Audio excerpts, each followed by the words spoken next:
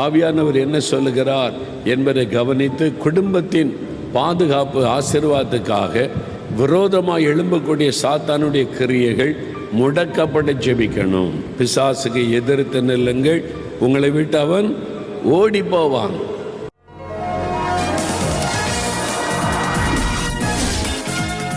ஆண்டவர் சொல்றார், என்னை நோக்கி கூப்பிடு, நான் உனக்கு பதில் தருவேன். தம்மை நோக்கி கூப்பிட்ட பிள்ளைகளை தேவன் ஆசீர்வதிப்பார். ஜனங்களுக்காக பரிதபிக்கிற தேவன், மனதுருக்கமுள்ள ஒரு தேவன் உங்களுக்காக மனதுருகுகிறார்.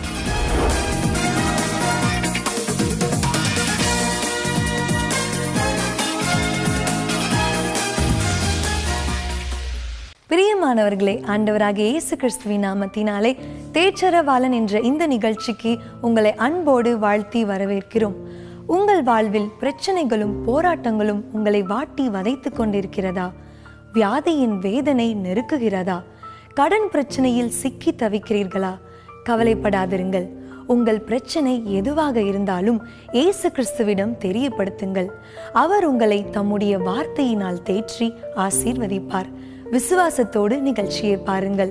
இப்பொழுதும் நமது சகோதரர் மோகன் சிலாஸ்ரஸ் அவர்கள் உங்களுக்காக தெய்வ செய்தி அளித்து சிறப்பு பிரார்த்தனை ஏறெடுப்பார்கள்.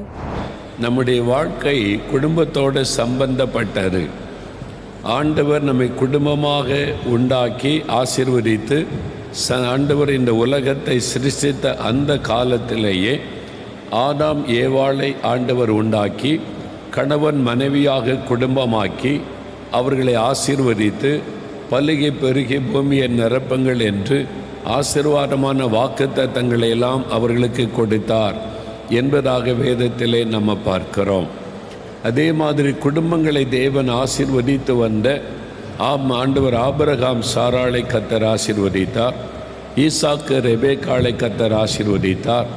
யாக்கோபு அவருடைய மனைவி பிள்ளைகள் குடும்பங்களை கர்த்தர் ஆசீர்வதித்தார். இப்படி குடும்பங்களை ஆண்டவர் ஆசீர்வதித்து வந்ததை வேத புஸ்தகத்திலே நம்ம பார்க்கிறோம்.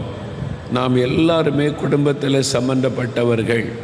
ஒருவேளை குடும்பத்தில் சிலர் தவறி போயிருக்கலாம், மரணத்தினாலே பரலோகராஜ்யம் போயிருக்கலாம், சிலர் மனைவியை இழந்திருக்கலாம், சிலர் கணவரை இழந்திருக்கலாம், சிலர் பெற்றோரை இழந்திருக்கலாம், பிள்ளைகளை இழந்திருக்கலாம்.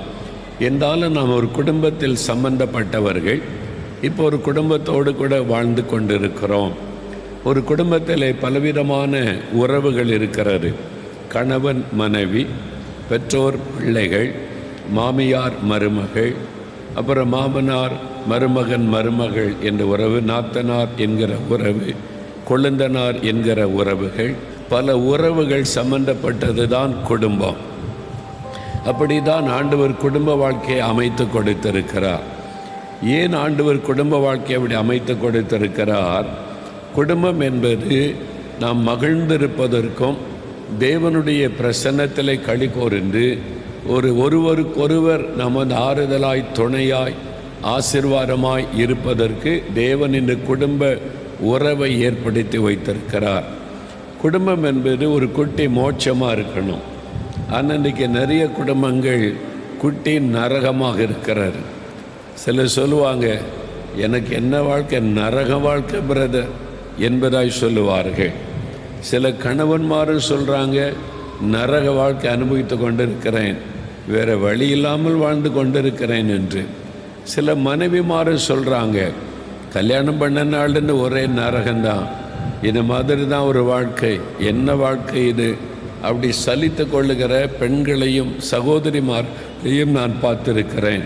வயசான காலத்தில் கூட சொல்கிறாங்க, இத்தனை காலம் வாழ்ந்தேன், என்ன வாழ்க்கை இது, ஏதோ எங்கள் பிள்ளைகளுக்காக வாழ்ந்து நான் வந்திருக்கிறேன், சலித்து கொண்டே சொல்லுகிறவர்கள் உண்டு. ஒரு சிலர் தான் குடும்பத்தின் சந்தோஷத்தை சொல்லுவதை பார்க்க முடிகிறார். எனக்கு ஒரு நல்ல குடும்பம் ஆண்டவர் தந்திருக்கிறார், எனக்கு ஒரு நல்ல மனைவி, எனக்கு ஒரு நல்ல கணவர், எங்களுக்கு ஒரு நல்ல பிள்ளைகள், எனக்கு ஒரு நல்ல மாமியார், நல்ல ஒரு குடும்பம், இந்த மாதிரி சொல்கிறவங்க வெகு சிலர், விரல் விட்டு எண்ணி விடலாம். இதுதான் இன்றைக்கி உலகத்தினுடைய சூழ்நிலை. இதை நம்ம பார்க்கிறோம். இப்போ உங்களை ஆண்டவர் குடும்பத்தில் வைத்திருக்கிறார். நீங்கள் எதுக்காக குடும்ப வாழ்க்கையை ஏற்படுத்தினார்? நீங்கள் குடும்பமாக சந்தோஷமாக மகிழ்ச்சியாக இருக்கணும், ஆசீர்வாதமாக இருக்கணும். அதான் தேவனுடைய விருப்பம். ஆனால் அந்த ஆசீர்வாதம் இருக்கிறா, குடும்பத்துக்குள்ளே சமாதானம் இருக்கிறா, சந்தோஷம் இருக்கிறா, மகிழ்ச்சி இருக்கிறா? யோசித்து பாருங்க. நிறைய குடும்பங்களில் அது இல்லை. ஆனால் ஜெபிக்கிறோம், அந்நிய பாஷை பேசுகிறோம், சர்ச்சைக்கெல்லாம் போகிறோம், நல்லா அதெல்லாம் சாட்சியெல்லாம் சொல்லுகிறோம். ஆனால் குடும்பத்துக்குள்ளே ஒரு நிம்மதி இல்லை, சமாதானம் இல்லை. எதுக்கு இந்த குடும்ப வாழ்க்கை? இந்த மாதிரி சலித்து கொள்ளுகிற நிலைமையிலே வாழ்கிறவர்கள் தான் அதிகம். ஆனால் ஆண்டவர் இதற்காகவா குடும்பத்தை சிருஷ்டித்தார்?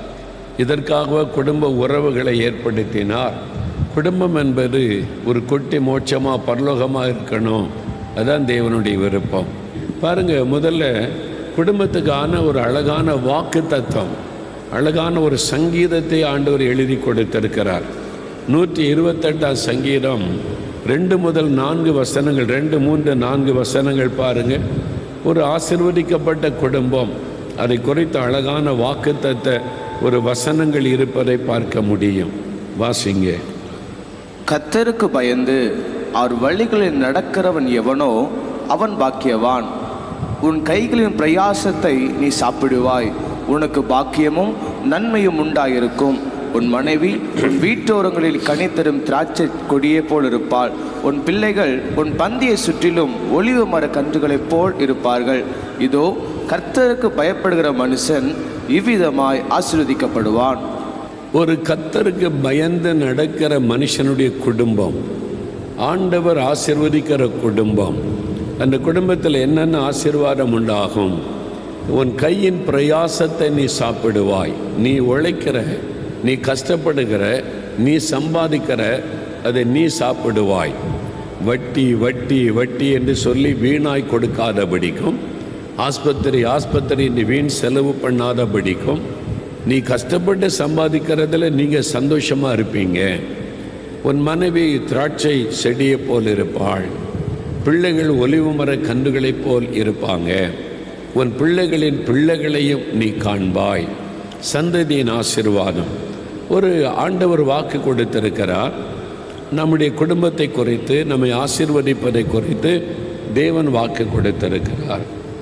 ஆனால் இந்த மாதிரி ஆசீர்வாதம் குடும்பத்துக்குள்ளே இல்லையே, பாதிப்புகள் தானே காணப்படுகிறது. அதுக்கு என்ன காரணம்? நம்ம என்ன செய்யணும்? கர்த்தர் என்ன எதிர்பார்க்கிறார்? ஒரு 3 காரியத்தை நான் சொல்லி ஜெபிக்க போகிறோம். முதலாவது காரியம், இந்த குடும்பத்துக்கு விரோதமாக எழும்புகிற ஒரு விரோதி இருக்கிறான். உங்கள் குடும்பத்துக்கு ஒரு விரோதி இருக்கிறான். அதான் தெரியுமா, இந்த பக்கத்து வீட்டுக்காரன், எதிர் வீட்டுக்காரன் எங்களுக்கு பிடிக்கலைல்ல. அதல்ல, மனிதர்கள் அல்ல, மாம்சமும் இரத்தமும் உடைய மனிதர்கள் உங்கள் விரோதிகள் அல்ல. அவர்கள் உங்கள் சத்துருக்கள் அல்ல. கண்ணுக்கு தெரியாத ஒரு சத்துரு, உங்களால் கண்ணால் பார்க்க முடியாத ஒரு எதிராளி, உங்கள் மேலே பொறாமையோடு எழும்புகிற, உங்களுடைய குடும்ப சமாதானத்தை கெடுக்கிற, குடும்ப ஆசீர்வாதத்தை கொலைத்து போடுகிற ஒரு எதிராளி இருக்கிறான். அவனை அறிந்து கொள்ளணும். யார் அவன் நினைக்கிறீங்களா? 1 பேதுரு 5ஆம் அதிகாரம் 8வது வசனம் பாருங்க. 1 பேதுரு 5:8. தெளிந்த புத்தியுள்ளவராயிருங்கள், விழித்திருங்கள். ஏனெனில் உங்கள் எதிராளியாகிய பிசாசானவன் கெட்சிக்கிற சிங்கம் போல் எவனை விழுங்கலாமோ வென்று வகை தேடி சுற்றி திரிகிறான். உங்கள் எதிராளியாகிய பிசாசானவன். நமக்கு ஒரு எதிராளி இருக்கிறான். நம்முடைய குடும்பத்துக்கு ஒரு எதிராளி இருக்கிறான். அவங்க பக்கத்து வீட்டுக்காரனோ எதிர் வீட்டுக்காரனோ உங்களுடைய சொந்தக்காரங்களோ அல்ல. அவங்க பாவம், அவர்களெல்லாம் நம்முடைய எதிராளிகள்.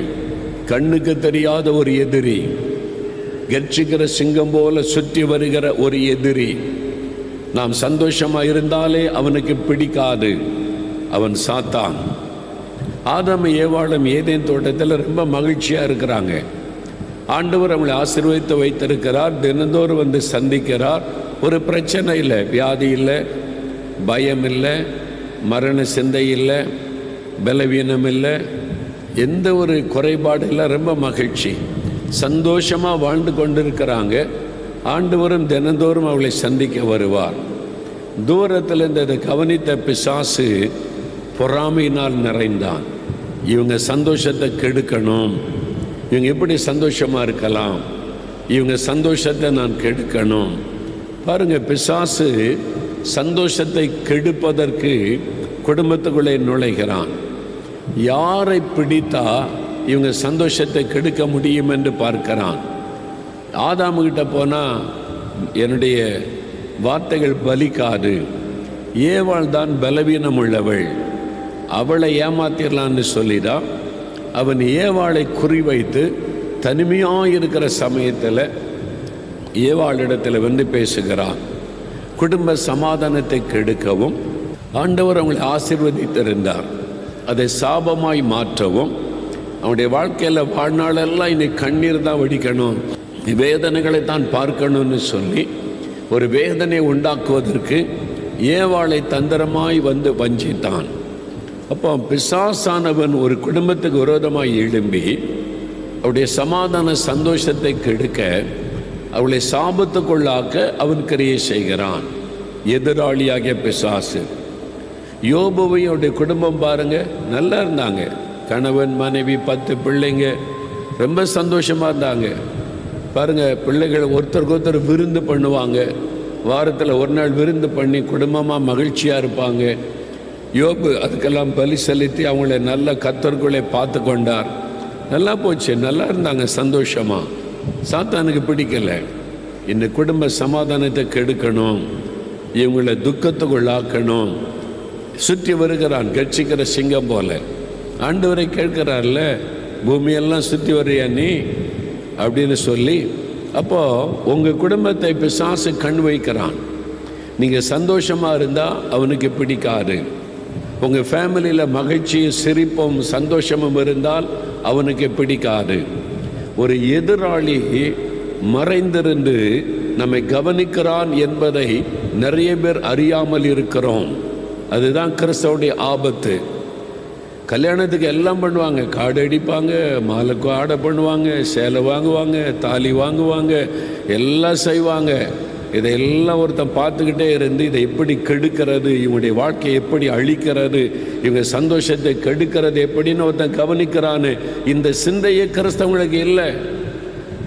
இதுதான் இன்னைக்கு நம்முடைய பிரச்சனை.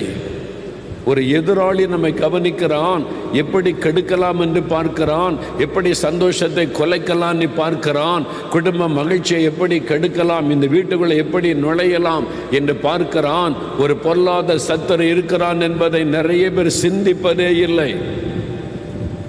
ஆனால் வேதம் சொல்லுகிறாரு, உங்களுக்கு எதிராளி ஒருத்தர் இருக்கிறான், வெளிப்பாருங்க, கவனமா இருங்க, எச்சரிக்கையாயிருங்கள் என்று.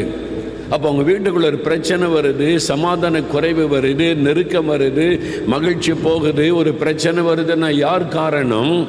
நீங்கள் கண்ணால் பார்க்குற ஆட்களை பார்க்குறீங்க. இந்த மாமியார் தான் பிரச்சனை, இந்த மருமகள் தான் பிரச்சனை, இவர் தான் பிரச்சனை, அவர் தான் பிரச்சனை. மனிதர்களை பார்க்கிறோம்.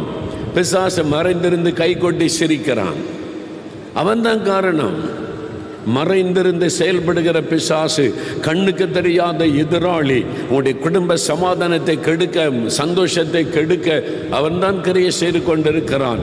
தவறான காரியத்தை விதைத்து விடுகிறான், தவறான காரியத்தை சிந்தனையிலே போட்டு விடுகிறான். உன் கணவர் சரியில்லை, உன் கணவரை குறித்து ஏதோ சந்தேகம், ஒரு சந்தேகத்தின் ஆவி உள்ளே நுழைந்து ஒரு சந்தேக விதையை விதைத்து குடும்ப சமாதானத்தை உடைத்தெறிந்து விடுவான்.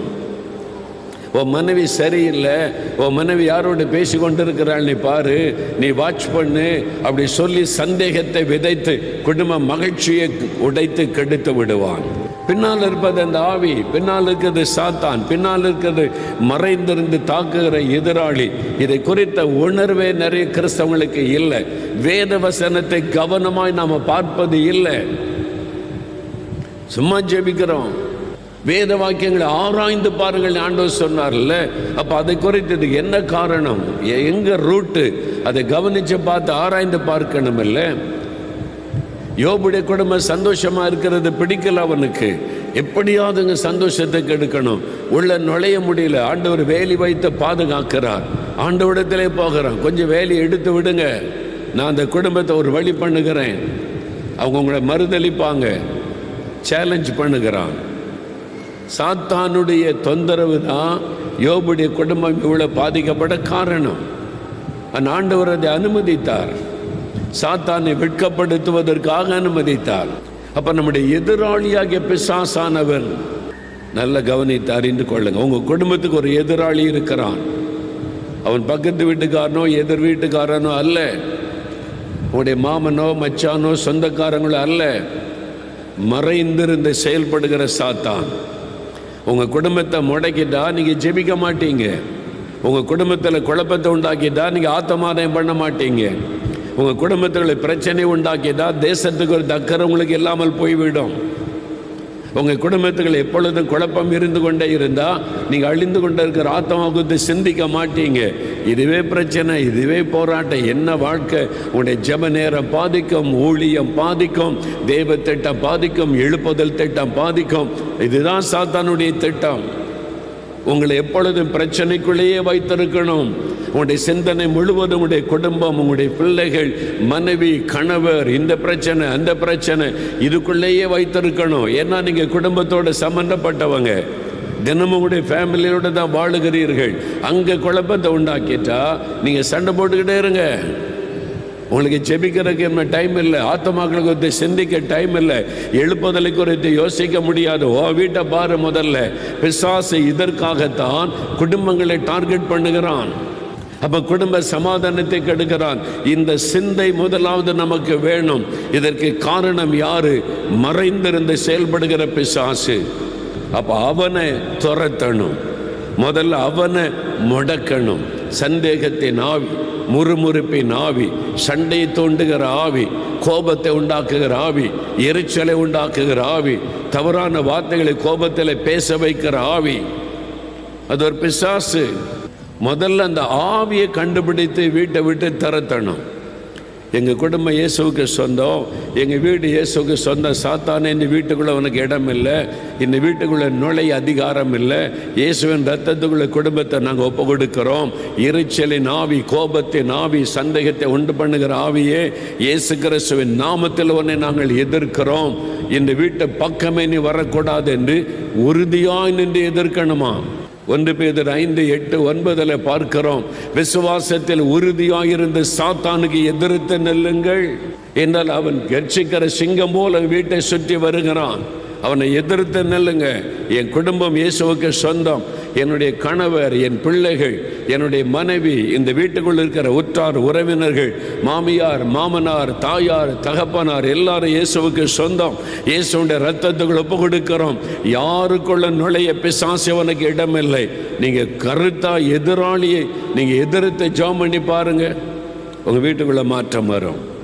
முதல்ல பிசாசை எதிர்த்து ஜெபிக்கணும்.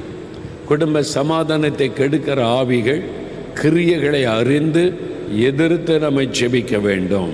அப்போ முதலாவது அறிந்து கொள்ள வேண்டியது, என் குடும்ப சமாதானத்தை கெடுப்பதும், எங்கள் சந்தோஷத்தை கொலைப்பதும், ஆசீர்வாதத்தை தடுப்பதும் பொல்லாத பிசாசு, எதிராளியாகிய பிசாசு. அப்போ அவனை நீங்கள் மேற்கொள்ளணும். அவனை ஜெயிக்கணுமானா உங்களுக்கு ஒரு வல்லமை தேவை, பலன் தேவை. அதுக்கு தான் நீங்கள் ரட்சிக்கப்படணும், பரிசுத்த ஆவியினால் நிரப்பப்படணும், தினம் வேத வாசித்து ஜெபித்து பரிசுத்த ஆவிக்குள்ளே பலனாக இருக்கணும். அப்போ தான் நீங்கள் பாதுகாக்க முடியும். பாதுகாப்பில் நீங்கள் பலவீனமாக இருந்தீங்கன்னா சாத்தா ஈஸியாக தாக்கிட்டு போயிடுவான். அப்போ கவனம் செலுத்தணும். ஆவியானவர் என்ன சொல்லுகிறார் என்பதை கவனித்து குடும்பத்தின் பாதுகாப்பு ஆசீர்வாதத்துக்காக விரோதமாக எழும்பக்கூடிய சாத்தானுடைய கிரியைகள் முடக்கப்பட ஜெபிக்கணும். பிசாசுக்கு எதிர்த்து நில்லுங்கள், உங்களை விட்டு அவன் ஓடி போவான். அப்போ இன்றைக்கு உங்களுடைய குடும்பத்தில் என்ன ஆவி கிரியை செய்துன்னு உங்களுக்கு தெரிய வருகிறது. ஆவியானவர் வெளிப்படுத்தி கொண்டு இருக்கிறார். ஒரு மனதை கெடுக்கிற ஆவி, எப்பவும் ஒரு முறுமுறுப்பை உண்டாக்குகிற ஆவி, எப்பவும் குறை சொல்லி கொண்டே இருக்கிற ஆவி. அது கணவனுக்குள்ளே கிரியை செய்யலாம், சில மனைவிமார்களுக்குள்ளே கிரியை செய்யும், சில பிள்ளைகளுக்குள்ளே கிரியை செய்யும், வீட்டில் இருக்கிற சில பெரியவர்கள் அவங்களுக்குள்ளே கிரியை செய்யும். ஏதாவது வார்த்தை பேசி பிரச்சனை உண்டாக்கிடுவாங்க. சில வயசான ஆட்கள் கூட வீட்டில் வச்சு சாப்பாடு கொடுத்து பிள்ளைகள் கவனித்தா அவங்க முறுமுறுத்து பேசி திட்டி இருக்கிற குடும்ப சமாதானத்தை கெடுத்துருவாங்க. பிசாசுக்கு வார்த்தையில் இடம் கொடுக்கிறது, நாவில் இடம் கொடுக்கிறது, நாவின் வார்த்தையினால் ஆட்களை கொல்லுவது, இதெல்லாம் பிசாசு. உங்கள் நாக்கில் ஆவியானவர் ஆளுகை செய்யணும், பிசாசுக்கு இடம் கொடுக்கக்கூடாது. இதெல்லாம் யோசித்து முதல்ல அந்த ஆவியை நீங்கள் துரத்தணும். அல்லேலூயா சொல்லுங்க. உங்கள் குடும்ப வாழ்க்கைக்கு விரோதமாய் கிரியை செய்கிற சாத்தானுடைய கிரியைகளை விரட்டணும் உங்கள் வீட்டை விட்டு. அல்லேலூயா. இயேசுவின் நாமத்தை சொல்லி, இயேசுவின் ரத்தத்தை சொல்லி ஜெபித்து பாருங்க, அந்த ஆவிகள் விலகும், உங்கள் வீட்டுக்குள்ள மாற்றம் வரும். பிரியமானவர்களே, இயேசு கிறிஸ்துவின் நாமத்தில் உங்களுக்கு என் அன்பின் வாழ்த்துக்கள். இது உங்கள் குடும்பத்தின் ஆசீர்வாத நேரம். இன்றைக்கு தோல்வி, ஏமாற்றம், கஷ்டம், அதற்கு நடுவில் இருக்கிறீங்களா? ஆண்டவரே என்னை மன்னிச்சிருங்க, நான் உங்களை சார்ந்து கொள்கிறேன், நீங்கள் எனக்கு உதவி செய்யுங்கன்னு கேளுங்க. ஆண்டவர் அற்புதம் செய்வார். என்னை கேட்டு இந்த விடுதலை ஆக்குவார், உங்களுடைய தேவைகளை சந்திப்பார். இனி நன்மையான நாட்களை காண்பீங்க. நம்ம ஜெபிக்கலாமா? குடும்பமாக ஜெபிக்கலாம். தகப்பனே, இந்த குடும்பத்திற்காக நான் ஜெபிக்கிறேன்னப்பா. ஆண்டவரே, நான் உம்மை சார்ந்து கொள்ளுவேன், நாங்கள் உம்மை சார்ந்து கொள்ளுவோம். நீங்கள் தான் எங்களுடைய தகப்பன், நீங்கள் தான் எங்களுக்கு எல்லாம். எங்களுக்கு சுகம், பலம், ஞானம், அறிவு, கிருபை தருகிறவர் நீங்கள் தான் ஆண்டவரே. நீங்கள் தான் எங்களுக்கு எல்லாம் என்று உம்மை சார்ந்து கொள்ளுகிற இந்த குடும்பத்தை ஆசீர்வதியும். இந்த குடும்பத்தில் காரியங்கள் வாய்க்கட்டும், நன்மைகள் நடக்கட்டும். அவள் எதிர்பார்க்கிற காரியத்தில் ஆசீர்வாதங்களை அருளி செய்யும். இந்த வாரம் முழுவதும் உடைய பிரசன்னம் கூட இருந்து அவங்களை ஆசீர்வதித்து வழி நடத்த வேண்டுமாய் வேண்டுதல் செய்கிறேன். அவங்க எடுக்கிற முயற்சிகளை வாய்க்க பண்ணி அதை ஜெயமாக்கி தாரும். இந்த கடன் பிரச்சனைங்கிற இக்கட்டிலிருந்து விடுதலையாக்கி மகிழ பண்ணும். இந்த வியாதியில வேதனைப்படுகிற பிள்ளைகளை கரம் நீட்டி தொடும். நசரேயனாக இயேசுவின் நாமத்தில் சகல நோய்களும் இந்த குடும்பத்தை விட்டு விலகட்டும். ஒரு பூரண சுகம் குடும்பத்தில் இருக்கிற ஒவ்வொருவருக்கும் உண்டாகட்டும். ஆண்டவரே, அவள் எதிர்பார்க்கிற நன்மைகளை இந்த வாரத்தில் நீர் அருளி செய்து அவளை மகிழ பண்ணும். அவள் கைட்டு செய்கிற எல்லாவற்றையும் ஆசீர்வதித்து பெருக பண்ணும். இயேசு கிறிஸ்துவின் நாமத்தில் நான் இன்றைக்கு அவளை ஆசீர்வதித்து ஜெபிக்கிறேன். உம்முடைய பிரசன்னமும் ஆசீர்வாதமும் எப்போது அந்த வீட்டில் நிலைத்திருக்கட்டும். இயேசுவின் நாமத்தில் ஜெபிக்கிறோம் பிதாவே, ஆமென்.